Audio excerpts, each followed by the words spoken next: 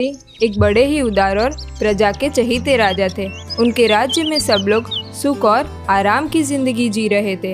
राजा अपनी प्रजा का बहुत ख्याल रखते थे और कभी कभी गुप्त वेश धारण करके अपनी प्रजा की क्या मुश्किलें हैं वे भी जान लिया करते थे और फिर उन्हें मदद भी करते थे। एक दिन महल के दो सिपाही आपस में बात करते थे। आज तक किसी ने भी राजा को गुप्त वेश में नहीं देखा है। यहाँ तक कि उनके महल में भी किसी को यह पता नहीं है कि राजा कब गुप्त वेश बनाकर बाहर निकलते हैं और वापस महल में जाते हैं। ये सोचने वाली बात है।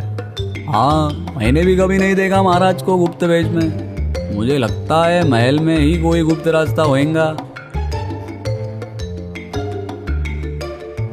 तभी एक बड़े पंडित जैसे व्यक्ति ने आके सिपाही से बोला, मुझे महाराज से मिलना है, मुझे अंदर जाने दो। अरे भैया, आप कौन हैं और महाराज से काहे मिलना चाहते हैं? वो तो मैं महाराज को ही बताऊंगा। ठीक है, आप वहीं ठहरिए, हम अभी महाराज को पूछ के आता हूँ। प्रणाम महाराज, कोई बड़े पंडित आपसे मिलना चाहते हैं लेकिन मिलने की वजह नहीं बता रहे हैं। जाओ और उन्हें सत्कार पूर्वक अंदर लेकर आओ। सिपाही पंडित को लेकर दरबार में आते हैं। आइए पंडित जी, आपका हमारे दरबार में स्वागत है। बताइए हम आपकी क्या सेवा कर सकते हैं। मैं बहुत दूर से आया हूँ और बहुत थक गया हूँ। आप मेरे लिए रहने का प्रबंध कीजिए। मैं आपके नगर में एक सप्ताह रुकूंगा। अगर मैं यहाँ से प्रसन्न होकर जाऊँगा तो तुम्हें और तुम्हारी प्रजा को आशीर्वाद दूंगा, वरना मैं तुम सबको श्राप दे जाऊँगा। ये सुनकर सभी दरबारी के होश उड़ गए और महाराज भी काफी चिंतित हो गए। पंडित जी, क्षमा करें, हम आपके रहने का अच्छे से अच्छा प्रबंध करेंगे। आपको कोई तकलीफ होने नहीं देंगे। ऐसा कहकर उन्होंने अपने सेवकों को आदेश दिया। देखो, तुम सब ध्यान से सुनो। पंडित जी के रहने का अच्छे से अच्छा प्रबंध करो और उनकी सेवा में कोई गड़बड़ नहीं होनी चाहिए। अब तो ये खबर पूरे राज्य में फैल गई है। सब उनकी ही बातें करते थे। गांव में एक सैनिक ने आके सबको बताया कि સાંભળો ને સાંભળો નગરવાસીઓ, આપણે નગરમાં एक बड़े पंडित आए हैं। वो हर रोज़ सुबह 1 घंटा महल के बाहर जो बड़ा सा पेड़ है ना, वहाँ बैठेंगे। आप लोगों को जो भी समस्या हो ने, वो आप सब उन्हें बता सकते हैं, लेकिन ध्यान रहे, हाँ, कोई भी ऐसा काम ना करे जिससे पंडित जी नाराज हो, वरना वो पूरे राज्य को ने श्राप दे देंगे। जब वो पंडित सुबह महल के बाहर 1 घंटे के लिए बैठते थे, तब गांव वाले उनके दर्शन करने के लिए एक लंबी कतार में खड़े रहते थे और उनका आशीर्वाद पाने के लिए कुछ ना कुछ चीज़ें उन्हें भेंट में देने के लिए ले आते थे। जब 1 सप्ताह पूरा होने को आया तो महल के सिपाही एक दूसरे से बात कर रहे थे। चलो भैया, आज पंडित जी का 1 सप्ताह पूरा हो जाएगा। भगवान का लाख लाख शुक्रिया कि पंडित जी नाराज नहीं हुए। सही है क्या नहीं? हाँ छोटे, मैं भी भगवान से यही प्रार्थना करता हूँ कि आज का दिन साला अच्छे से निकले। उस दिन राजा ने गुप्त वेश बनाकर पंडित जी जहाँ जा रहे थे वहाँ देखने गए। उन्होंने देखा तो वे दंग ही रह गए। उन्हें वो पंडित कम और एक जादूगर ज्यादा लग रहा था। वो अपने जादू से महल की कीमती चीजों को अपने जादुई थैले में भर रहा था। महाराज ये देखकर गुस्से से आग बबूला हो गए और बोले, ओ दुष्ट जादूगर, तुम एक पंडित का वेश बना के सबको लूटने आए हो, लेकिन मैं तुम्हारी कोशिश कामयाब नहीं होने दूंगा। मैं तुम्हें अभी जेल में बंद कर देता हूँ। ऐसा बोल के महाराज ने जादूगर को पकड़ने के लिए जैसे ही तलवार उठाई, वो जादूगर बोला, ठहर जाएं महाराज, आपके राज्य में आपको गुप्त वेश में भले कोई पहचान ना सके, लेकिन मैं आपको पहचान गया हूँ। आप मेरा कुछ नहीं बिगाड़ सकोगे। ठहरो, मैं बताता हूँ मैं तुम्हारा क्या हल करता हूँ। जैसे ही महाराज उसे पकड़ने के लिए गए, उसने जादू करके महाराज पे पानी डाला और बोला, आज से यही तुम्हारी पहचान बनी रहेगी। अब तुम्हें कोई महाराज के रूप में नहीं पहचान सकेगा। जैसे ही महाराज पे जादुई पानी गिरा, वो पंडित के रूप में आ गए और वो जादूगर जो नकली पंडित बन के आया था, उसने महाराज का रूप ले लिया और बोला, जाओ, मेरा आदेश है कि तुम इस नगर को छोड़कर चले जाओ और यहाँ कभी भी वापस मत आना। आज से यह राज्य मेरा है और मैं यहाँ का महाराज हूँ। अगर तुम चुपचाप ये नगर छोड़ के नहीं गए तो मैं तुम्हें सैनिकों को बुलवा के फांसी की सजा सुनवा दूंगा। असली महाराज, जिनको जादूगर ने पंडित बना दिया था, वो बोले, अभी मेरा यहाँ से बच के निकलना ज़्यादा ज़रूरी है। अगर मैं जिंदा रहा तो मैं मेरी प्रजा को इस दुष्ट के चंगुल से जल्दी छुड़ा लूँगा। ऐसा सोचकर वो चुपके से वो नगर छोड़कर चले गए। अब वो जादूगर जो महाराज बने बैठा था, उसने भोली भाली प्रजा को तंग करना शुरू कर दिया था। वह दुगना कर वसूल करने लगा। सभी लोग उसके अत्याचारों से तंग आ गए थे। एक दिन महल के सिपाही आपस में बात कर रहे थे। मुझे तो दाल में कुछ काला लग रहा है भाई, वरना हमारे महाराज का ऐसा व्यवहार, हे भगवान, मैं सपने में भी नहीं सोच सकता। सही बात है, मुझे भी यही शंका है। वो पंडित जी यहाँ पे आए थे, वो अचानक से गायब हो गए और महाराज का भी व्यवहार उसी दिन से बदला बदला लग रहा है। कुछ तो लोचा है। हाँ, कहीं वो पंडित जी ने महाराज को श्राप तो नहीं दे दिया जिससे महाराज ऐसे हो गए हैं? मुझे भी ऐसा ही लगता है। अरे, तुम्हें पता है, कल राजा के खास मंत्री ने उन्हें पूछा कि महाराज के वो पंडित कहाँ गए, आपको कुछ बताकर गए हैं या नहीं? अच्छा, तो फिर महाराज ने क्या बताया? और जब उनका नाम पूछा कि हमें सिपाहियों को बैठकर उनका पता लगाना चाहिए, तो उनका नाम सुनकर महाराज आग बबूला क्यों हो गए और उन्होंने गुस्से से बोला कि अगर किसी ने भी उस पंडित के बारे में कुछ बोला तो वो उन्हें कारागार में डाल देंगे। वो फिर क्या हुआ? फिर क्या, मंत्री और सभी दरबारी चुप होकर बैठ गए। पहले तो महाराज सबसे मशवरा करके राज्य या प्रजा के लिए फैसला लेते थे, लेकिन अब तो वो किसी को कुछ पूछते भी नहीं हैं। सही कहा तुमने, मुझे तो ये अपने महाराज नहीं लगते। असली महाराज, जिनको पंडित जी बना दिया गया था, वो चलते चलते एक घने जंगल में पहुंच गए। अंधेरा होने को आया था तो उन्होंने आसपास देखा तो एक छोटी सी झोपड़ी में दिया जल रहा था। कोई है? कृपया दरवाजा खोलिए। प्रणाम चाचा, मैं बहुत थक गया हूँ। क्या आप कृपया मुझे आज रात यहाँ रहने की अनुमति देंगे? आ जाओ बेटा, यहाँ बैठो। ऐसा बोलकर वो महाराज के लिए कुछ फल और पीने का पानी लेके आए। महाराज को इतनी भूख लगी थी कि वे सारे फल खा गए। चाचा, बहुत शुक्रिया, लेकिन आप ये निर्जन वन में अकेले क्यों रहते हो? बेटा, मैं यहाँ से बहुत दूर एक बड़े से नगर का राजा था। एक दिन एक जादूगर पंडित के वेश में आया और छल कपट करके मेरा राज्य हड़प लिया और उसने मेरा रूप बना के वो राजा बन गया। उसने मुझे बूढ़ा बना दिया, इसीलिए कोई मुझे रखता भी नहीं है और पहचानता भी नहीं है। मैं अपनी प्रजा और परिवार के लिए बहुत चिंतित हूँ। अच्छा, तो वो दुष्ट जादूगर ने आपका भी राज्य हड़प लिया है? उसने मेरे साथ भी ऐसा ही किया है। अब मैं उसे छोड़ूंगा नहीं, हमें मिलकर उसका हल ढूंढना पड़ेगा। ये तो बहुत बुरा हुआ। ऐसे तो वो जादूगर सभी राजा और उनकी प्रजा को लूट लेगा। तुम्हारी बात सही है, हमें कुछ करना चाहिए। पहले तो मैं अकेला था, इसलिए मुझे उस दुष्ट जादूगर का सामना करने की हिम्मत नहीं थी, लेकिन अब तुम आ गए हो तो हम दोनों मिलकर उसका मुकाबला करेंगे। ठीक है, तो फिर कल सुबह जल्दी उठकर हम उस दुष्ट जादूगर के बारे में पता लगाएंगे। दूसरे दिन सुबह वो दोनों जंगल की ओर निकल पड़े। थोड़े दूर आगे जाके देखा तो एक हिरन जख्मी हालत में वहाँ पड़ा हुआ था। महाराज तुरंत जाके पानी लेके आए और उसे पिलाया और अपना खीस चीर के हिरन के जख्म पे बांध दिया। जैसे ही उन्होंने हिरन का इलाज किया, वो हिरन ठीक हो गया और बोलने लगा, तुम बहुत अच्छे हो, इस रास्ते पे आगे जाओ, वहीं तुम्हें तुम्हारी समस्या का समाधान मिलेगा। ऐसा बोल के वो वहाँ से गायब हो गया। महाराज और चाचा आश्चर्य से एक दूसरे के सामने देखने लगे। अरे, ये हिरन कहाँ गायब हो गया? क्या ये सच कह रहा था?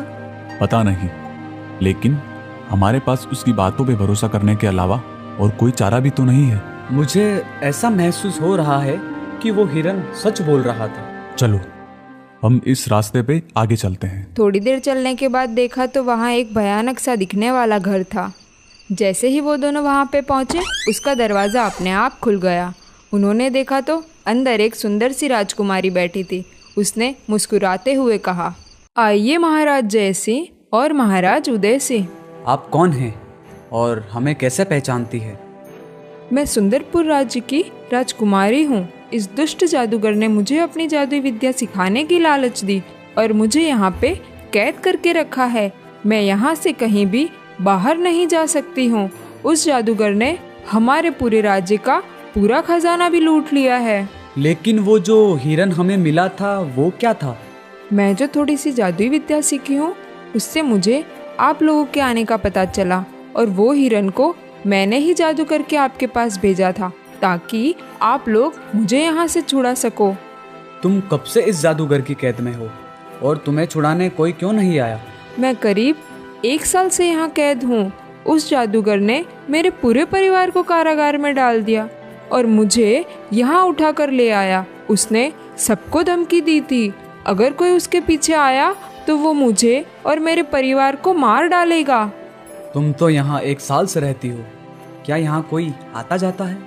हाँ महाराज, मैंने अक्सर यहाँ एक बड़े तांत्रिक जैसे दिखने वाले व्यक्ति को आते हुए देखा है। क्या तुम्हें पता है वो कौन है?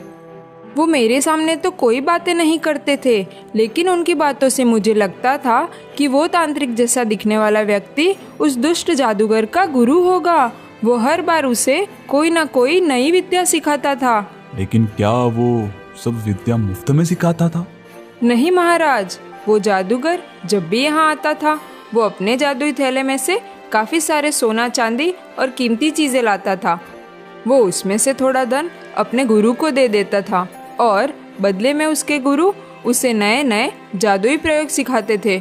वो हिरन वाला जादुई प्रयोग मैंने उनसे ही एक बार चुपके से सीख लिया था। क्या वो गुरु उसके दिए हुए धन को प्राप्त करके खुश हो जाता था? नहीं महाराज, वो पिछली बार जब यहाँ आए तब जादूगर पर बहुत गुस्सा थे। कहते थे कि तुम पूरे राज्य का खजाना लूट के आते हो और मुझे उसका 10वां हिस्सा भी नहीं देते हो। अब मैं तुम्हें कोई नया जादू नहीं सिखाऊंगा। ये सुनकर उस जादूगर को बहुत गुस्सा आया और उसने अपने गुरु के साथ बहुत झगड़ा किया। क्या इस जादूगर को मारने की कोई तरकीब है? वो जादूगर हर अमावस्या के दिन यहाँ आता है और अपनी जादुई शक्ति और भी शक्तिशाली करने के लिए तपस्या करता है। उसको उसके ही गुरु का श्राप लगा हुआ है। क्या श्राप है? जल्दी बताओ, और हम उसे कैसे मार सकते हैं, क्या तुम जानती हो? हाँ, मैंने चुपके से उस जादूगर और उसके गुरु के बीच झगड़ा हुआ था वो मैंने सुन लिया था। वो अपने गुरु के साथ दुष्टता से बात करता था, इसीलिए उसके गुरु ने उसे श्राप दिया था कि अगर कोई अमावस्या के दिन उस पर काला पानी डालेगा तो वो अपने मूल स्वरूप में आ जाएगा और अपनी सभी जादुई विद्या भूल जाएगा। अरे लेकिन हम काला पानी लाएंगे कहाँ से?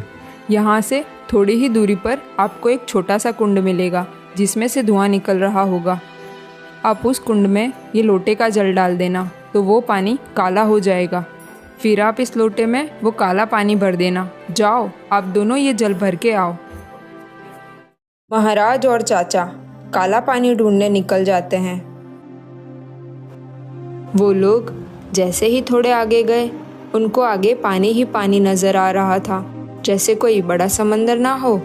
अरे यहाँ तो आगे पानी ही पानी है, आगे जाने का कोई रास्ता ही नहीं दिखाई दे रहा। उन्होंने देखा तो वहाँ एक बड़ा सा पेड़ था। वो देखो, वहाँ एक बड़ा सा पेड़ है, चलो वहाँ जाके देखते हैं। जैसे ही वो दोनों पेड़ के पास पहुँचे, पेड़ पे एक बड़ा डरावना सा कौवा बैठा था।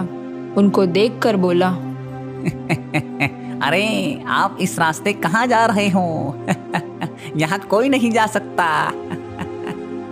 लेकिन हमें आगे जाना है, क्या आप हमारी मदद कर सकते हो? ठीक है, लेकिन मेरे प्रश्नों का सही उत्तर दोगे तो ही मैं तुम्हारी मदद करूंगा। ठीक है, पूछो। अच्छा, अगर तुम्हें पीने के लिए एक लोटे में स्वच्छ पानी और दूसरे लोटे में काला पानी दिया जाए तो तुम कौन सा पानी लेना पसंद करोगे? महाराज और चाचा एक दूसरे के सामने देखने लगे। ये कैसा विचित्र सवाल है, परंतु तुरंत उन्हें राजकुमारी की दी हुई सीख याद आ गई और उन्होंने जवाब दिया, हम काला पानी लेना पसंद करेंगे। अरे वाह, तुम पहले व्यक्ति हो जिसने मेरे सवालों का सही जवाब दिया है। अब तुम यहाँ से आगे जा सकते हो। और एकदम से जहाँ पानी दिख रहा था वहाँ रास्ता हो गया। महाराज और चाचा उस रास्ते पे आगे चलने लगे। बहुत दूर जाने के बाद उन्होंने देखा कि वहाँ धुआं निकल रहा है। अरे, मुझे लगता है ये वही काला पानी का कुंड है। देखो, उसमें धुआं निकल रहा है। चलो चलो वहाँ चलते हैं। लेकिन महाराज, हमें सावधानी से आगे बढ़ना है। अचानक से वो काला भयानक कौवा वहाँ आ गया और बोला, तुम लोग यहाँ क्या करने आए हो?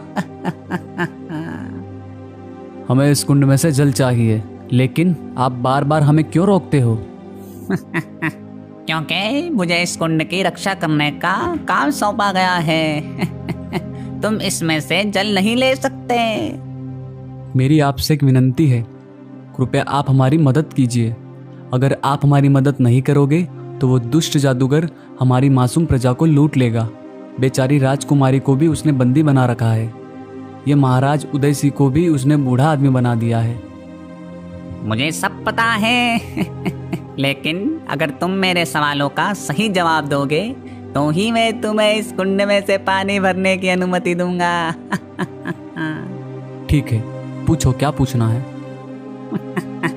ठीक है, चलो बताओ। अगर तुम्हें चांद की चांदनी से चमकता जंगल या अमावस्या के अंधेरे से भरा जंगल में से किसी एक में जाने का कहा जाए तो तुम किसे चुनोगे? महाराज और चाचा फिर से सोचने लगे और फिर हम अमावस्या के अंधेरे से भरा जंगल चुनेंगे। आज तक इस कुंड तक कोई भी इंसान नहीं पहुंचा, लेकिन आज आपने मेरे प्रश्नों का सही उत्तर दिया है। अब मैं तुम्हें इस कुंड में से पानी भरने की अनुमति देता हूँ। महाराज और चाचा उस कुंड में जैसे ही पानी भरने आगे जाते हैं, वो कौवा बोला, सावधान, अगर आपने इस कुंड में हाथ डाला तो आपका हाथ जल जाएगा। तो हम कैसे पानी निकालें? वहाँ एक बड़ी रस्सी दिखाई देती है, आप उसे अपने जल पात्र के साथ बांध दीजिए और पानी निकाल लीजिए। उसमें से थोड़ा पानी लेकर उस कौवे पर डाला। जैसे ही उस पे पानी गिरा, वो एक साधु बाबा बन गया। अरे बाबा, आप कौन हैं और आपको कौवा किसने बनाया? मैं एक साधु हूँ। मैंने बरसों तक हिमालय में साधना की थी और चमत्कार विद्या हासिल की थी ताकि मैं उससे लोगों का कल्याण कर सकूं। लेकिन उस दुष्ट जादूगर के गुरु ने मुझे बंदी बनाकर मुझसे मेरी विद्या चुरा ली और मुझे कौवा बना के इस कुंड की सुरक्षा करने का आदेश दे दिया। परंतु आप हमें इस कुंड में से पानी भरने से क्यों रोकते थे? उसने मुझे धमकी दी थी कि अगर कोई भी इस कुंड में से पानी भरेगा तो वो मुझे मार डालेगा। लेकिन मेरी तपस्या का फल, समझो या नसीब, तुम्हारी बात सुन के मुझे तुम्हारी मदद करने की इच्छा हुई और अपने जान को जोखिम में डालकर तुम्हारी मदद की। अच्छा बाबा, अब हम चलते हैं। हमें राजकुमारी को छुड़वाना है। हमें आशीर्वाद दीजिए कि हम इस दुष्ट जादूगर से सबकी रक्षा कर सकें। विजय भव, आयुष्मान भव।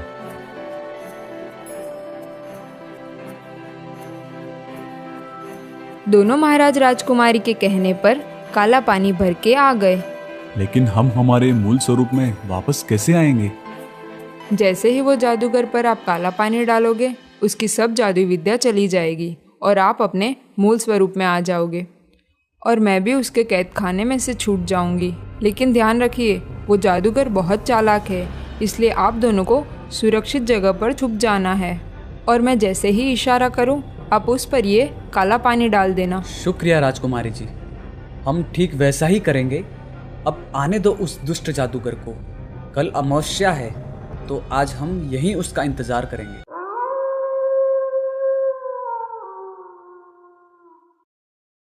दूसरे दिन जब अमावस्या पर वो जादूगर अपनी शक्तियाँ बढ़ाने के लिए जैसे ही ध्यान में बैठा, राजकुमारी ने दूर छिपे हुए महाराज को इशारा किया। महाराज ने बिना देर किए जादूगर पर काला पानी डाल दिया। जैसे ही उस पे काला पानी गिरा, वो जोरों से चिल्लाने लगा, किसने ये दुस्साहस किया? मैं उसे छोड़ूंगा नहीं। लेकिन तब तक उसकी सभी जादुई विद्या चली गई थी और दोनों महाराज और राजकुमारी उसके चंगुल में से छूट गए थे। महाराज, आप इस दुष्ट को जिंदा मत छोड़ना, नहीं तो वो फिर से ऐसी घिनौनी हरकत करता रहेगा। तो आप ही बताएं, इसे क्या सजा दें? वो कुछ कहे, इतने में उस जादूगर ने राजकुमारी को पकड़ लिया। राजकुमारी को छोड़ दो, दुष्ट पापी। दोनों महाराज ने मिलकर उसे वहीं ढेर कर दिया और राजकुमारी को बचा लिया। हम जाकर उनके परिवार को भी कारागार से मुक्त करके आते हैं। राजकुमारी के पिता महाराज जयसिंह से बहुत प्रभावित हुए और बोले, महाराज, आप बड़े बहादुर हो और आपने मेरी बेटी को उस जादूगर की कैद में से आज़ाद करवाया है। क्या तुम मेरी बेटी से विवाह करोगे? जी महाराज, राजकुमारी जैसी बहादुर और बुद्धिशाली कन्या से विवाह करना मेरा सौभाग्य होगा।